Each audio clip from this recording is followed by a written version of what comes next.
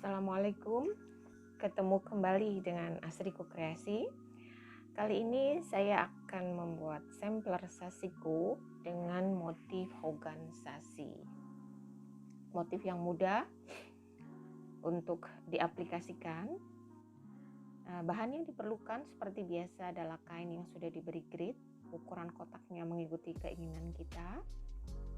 Pola hogan sasi hanya terdiri dari 2 langkah saja. Sekarang kita mulai ya. Kita siapkan kain. Saya gunakan di sini gridnya ukuran atau kotaknya 1x1 cm. Langkah pertama dari hogan sasi ini adalah langkah horizontal dengan panjang sulaman adalah 8 mm setiap kotak kecilnya. Seperti sasiko lainnya, jadi ketika kita mengerjakan sulamannya, langkah vertikal kita harus selesaikan dari awal sampai akhir lebih dahulu. Jadi kotak-kotak yang kita sudah buat, yang ukuran 10x10 cm ini, itu harus selesai dulu dengan langkah pertama, yaitu langkah vertikalnya. Perhatikan, ujung pertamanya kita simpul, beri jarak 1-2 mili supaya kainnya tidak mudah berkerut. Kemudian kita sulam sampai bagian ujungnya. Ketika kita sudah sampai di bagian akhirnya, kita akan melangkah ke baris yang kedua. Maka kita harus sisakan benang. Maksudnya tarikan sisa benangnya ini tidak boleh terlalu kencang. Jadi kita longgarkan seperti ini, kemudian kita lanjut lagi. Kenapa kita harus longgarkan? Karena tarikan sulaman sasiko ini kalau terlalu kencang itu akan membuat dia berkerut kainnya. Jadi kita harus pelan-pelan, kita harus konsisten dengan sulamannya supaya pada saat hasil akhirnya itu akan kelihatan rapi. Jadi langkah pertama, langkah horizontal harus diselesaikan mengikuti dengan polanya dengan arah berputar tapi tetap horizontal.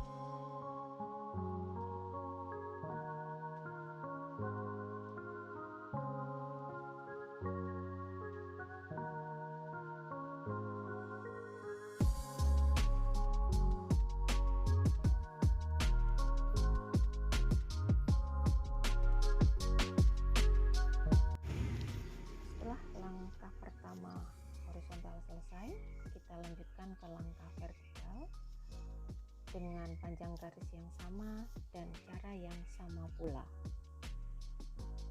Jadi kita mulai tetap dengan panjang sulaman 8 mili, karena di bagian pojokannya hasil akhirnya nanti akan ada jarak. Jadi perhatikan polanya bahwa di antara sudutnya, di antara pertemuan benang ini harus ada jarak 1 mm. Kita lanjutkan seperti biasa seperti sulaman yang pertama. Hanya arahnya saja yang berbeda di langkah kedua ini. Dan yang perlu diperhatikan adalah jarak antara sulaman supaya nanti hasilnya terlihat rapi.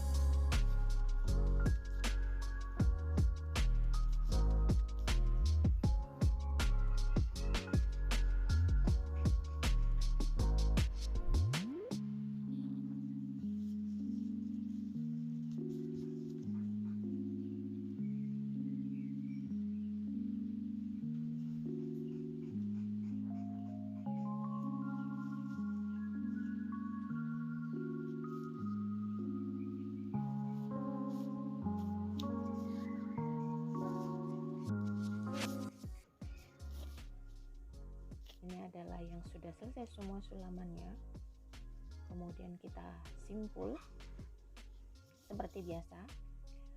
Nah, poinnya di sini adalah bagaimana ketika kita menyulam sasiku, hasil di bagian belakangnya pun terlihat rapi. Pertemuan antara dua sulaman pun terlihat cantik, terlihat rapi di bagian sisi kiri, sisi kanan, dan sisi yang lainnya. Jadi, mengapa langkah ini harus kita ikuti supaya bagian belakangnya pun terlihat rapi. Tara, sasiku Hogan sasinya sudah selesai, siap diaplikasikan sebagai coaster atau sebagai craft yang lainnya. Selamat mencoba, happy crafting.